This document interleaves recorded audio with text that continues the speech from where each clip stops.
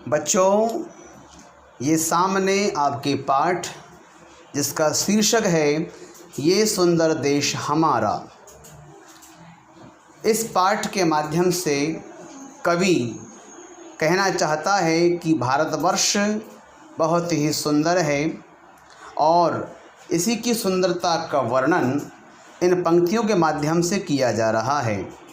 कवि स्वयं को, अपने आप को बंजारा मानते हुए, बंजारा जो लोग होते हैं यहाँ से वहाँ भ्रमण करते हैं, ऐसे ही कवि भी अपने आप को बंजारा मानते हुए और अपने हाथों में एक तारा नाम का वाद्य यंत्र लेकर पूरे भारतवर्ष में वे घूमते रहते हैं और वे देखते हैं कि भारत में कहीं पर बड़े बड़े पर्वत हैं, बर्फीले पहाड़ हैं, कहीं पर रेत के ऊंचे ऊंचे टीले हैं, कहीं जंगल हैं तो कहीं दलदल है, कहीं झील है तो झरनों की कलकल सुनाई देती है।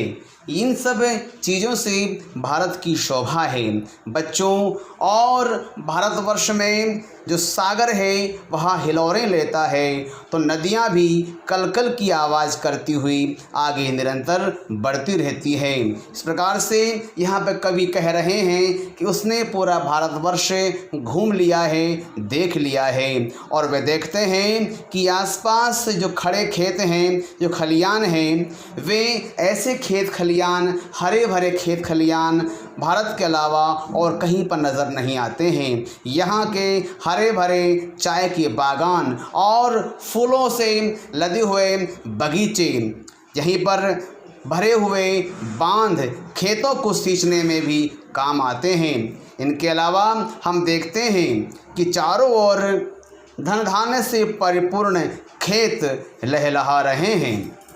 बच्चों, इन सब बातों से स्पष्ट हो जाता है कि भारतवर्ष प्राचीन काल से ही समृद्ध रहा है, आज भी है और आगे भी रहेगा। यहाँ के निवासी जिनकी अनेक प्रकार की भाषाएं हैं, उनका पहनावा है, उनका खान पान है, उनका राग रंग है, उनका रहन सहन है, इन सब विविधताओं के बाद भी वे सब क्या हैं? भारतवर्ष के ही नागरिक कहलाते हैं, भारतवासी कहलाते हैं।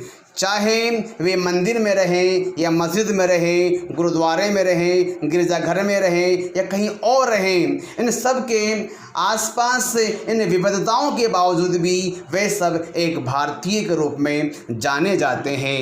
ये सब चीज़ें कवि ने यहाँ पर इस प्रकार से भारतवर्ष में घूम घूम कर देखी है।